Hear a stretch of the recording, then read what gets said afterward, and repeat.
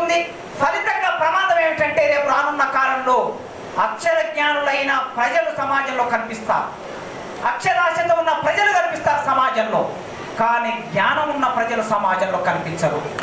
జ్ఞానము లేకపోతే జరిగే ప్రమాదం ఏమిటంటే ఆనాడు మహాత్మా జ్యోతిరావు పూలే చెప్పినదే, జ్ఞానము లేకపోతే ఆ సమాజానికి చైతన్యం ఉండదు. సమాజానికి చైతన్యం లేకుండా ఉండటమే ఈ పాలకులకి అవసరం, ఈ దోపిడిదారులకు అవసరం, ఈ పెట్టుబడిదారులకు అవసరం, ఈ బ్రాహ్మణిజానికి అవసరం. జ్ఞానం లేకపోతే దోపిడీ చేయడం సులభం అవుతుంది. ప్లేటో చెప్పాడు, జ్ఞానము లేని ప్రజలను తోలటం చాలా సులభము అన్నాడు. జ్ఞానం లేని ప్రజలని, బుద్ధి లేని ప్రజలని, నిరక్షరాస్యులైన ప్రజలని తోలటం చాలా సులభం. అంటే పరిపాలించడం, పశువులను తోలినట్లు, ఎద్దులను తోలినట్లు, బర్రెలను తోలినట్లు తోలటం చాలా సులభం. కానీ జ్ఞానమున్న చదువుకున్న సమాజాన్ని పరిపాలించడం చాలా కష్టము అని ప్లేటో చెప్పాడు. జ్ఞానం లేని మనల్ని మన పాలకులు తోలుతూ ఉన్నారు, మనల్ని పరిపాలించడం లేదు, తోలుతూ ఉన్నారు.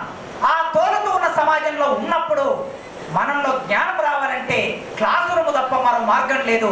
కానీ క్లాస్ రూములో జ్ఞానానికి బదులు మనం మార్కులు వేసి పంపిస్తున్నామనే ఒక ఆందోళన ప్రభాకర్ తన వ్యాసంలో వ్యక్తం చేశాడు.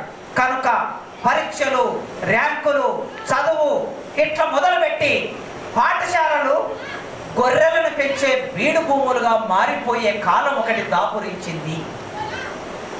ఈ మాట ఎవరో ఒక వెస్టర్న్ ఫిలాసఫర్ అన్నాడు. ఈ వెస్టర్న్ ఫిలాసఫర్ అన్న ఈ మాటని ఉదాహరిస్తూ ఆయన ఈ వ్యాసాన్ని ముగించాడు.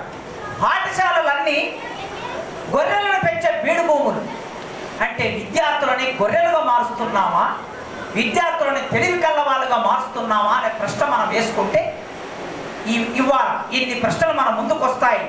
ఇట్లా ఒక రచయితగా ఈ విద్యారంగం గురించి ప్రభాకర్ ఆందోళన చెందాడు. తన ఆందోళన ఇవాళ మన ముందు వ్యక్తమవుతున్నది, అది నిజమవుతున్నది. ఇక్కడ నుంచి మనం ప్రభాకర్ రాసిన ఈ వ్యాసాల నుంచి మొదలుపెట్టి నా ప్రసంగం సరిగ్గా, నా ప్రసంగానికి ఇది ఒక ప్రాతిపాదిక. ప్రభాకర్ రాసిన వ్యాసాలు. విద్య అంటే ఏమిటి, విద్యా సంస్కృతి